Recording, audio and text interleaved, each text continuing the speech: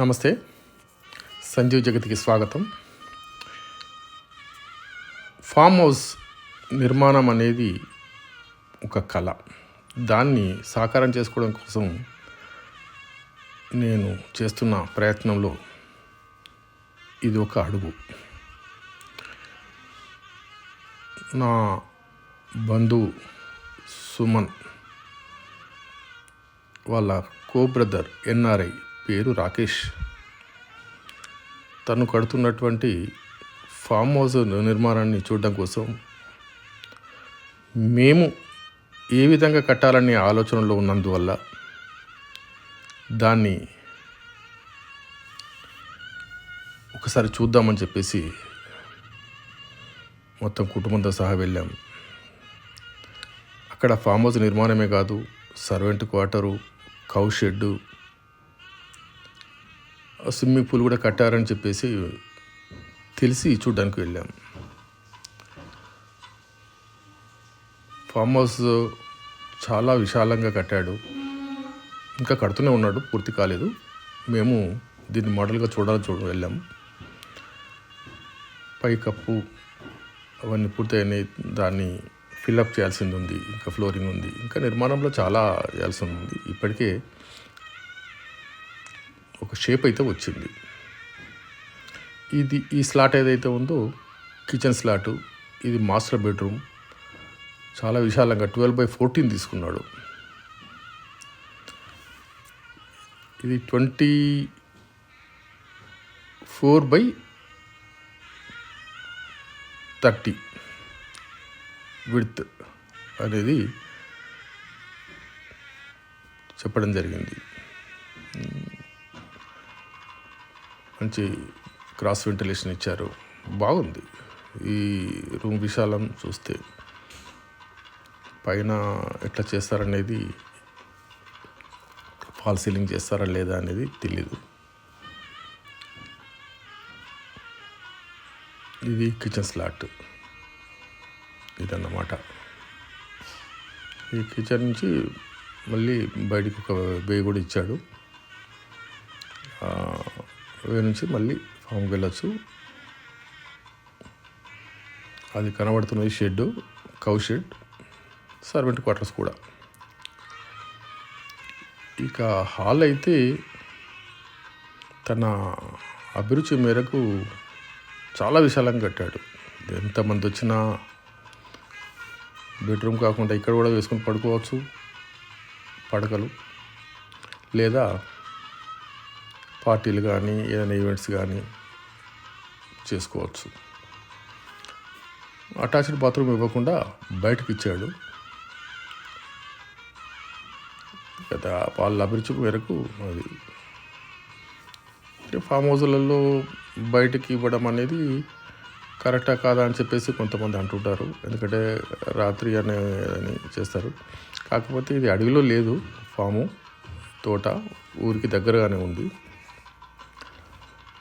So అడవి జంతువుల బెడ ఉన్నట్టయితే లేదు. ఇది బాత్రూమ్కు సెప్టిక్ ట్యాంక్ కట్టించడం జరిగింది. ఈ సెప్టిక్ ట్యాంక్ నుంచి వాటర్ అనేది వెళ్ళడానికి ఇంకుడు గుంతలాగా కట్టించాడు. ఇక్కడ వాటర్ దీంట్లో సింక్ అయిపోతుంది, ఇంకిపోతుంది అన్నమాట. దీనివల్ల ఇంకో ప్రయోజనం ఏంటంటే బాత్రూమ్ సెప్టిక్ ట్యాంక్ అవుట్లెట్గా ఇది పనికొస్తుంది, ఇంకుడు గుంతగా పనిచేస్తుంది. వర్షపు నీటిని ఒదిగిపట్టి అది భూమిలో ఇంకిపోయేలా చేస్తుంది. అదన్నమాట దాని ప్రత్యేకత. వాళ్ళ కాన్సెప్ట్ అయితే బాగానే ఉంది. ఇది కనబడుతున్నది కౌ షెడ్, అవుట్ హౌస్ అనుకోవచ్చు, సర్వెంట్ క్వార్టర్ అనుకోవచ్చు. ఒక రూమ్ ఉంది. దీన్ని దీన్ని ఫామ్ హౌస్ ఇక్కడ చూస్తే ఇట్లా కనపడుతుంది. చూడ్డానికి అందంగానే తీర్చిదిద్దారు. పైన ఉన్న కప్పులతోటి ఒక విధంగా కేరళ టైప్ కూడా అనుకోవచ్చు. సరే, ఇది ఫామ్ హౌస్లో ఈ స్విమ్మింగ్ పూల్ అన్నారు, కానీ స్విమ్మింగ్ పూల్ కాదు. సరే, అది రాంగ్ నోషన్లో ఉన్నారు. ఇది 8/15 కట్టారంట.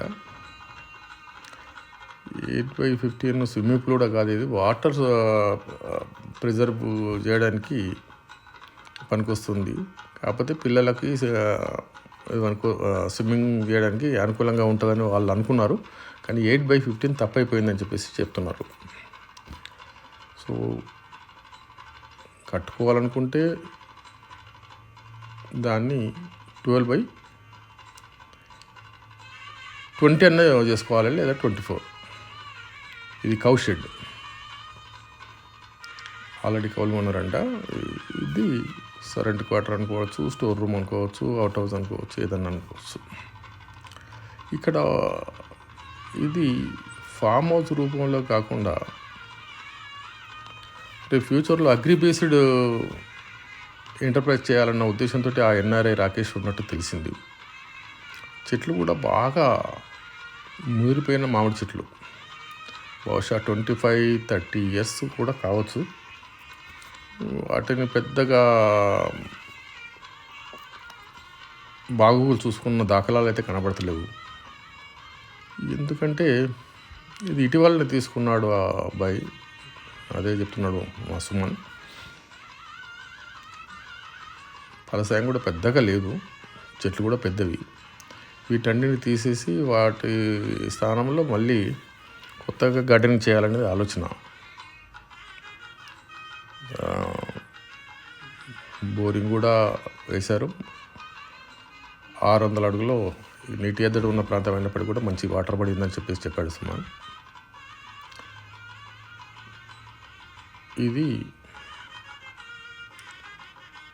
దీనికి సంబంధించిన వీటిని చూడడం జరిగింది. వీటిని చూసి వాళ్ళు ఎలా కడుతున్నారో దాని ప్రకారం మనకున్న తోటలో మన అంచనాల మేరకు ఏ విధంగా రీచ్ అవుతాం అనేది చూస్తున్నాం. ఇప్పుడైతే ఒకటి తెలిసింది, ఇక్కడ కట్టింది స్విమ్మింగ్ పూల్ కాదు, అది వాటర్ పాండ్.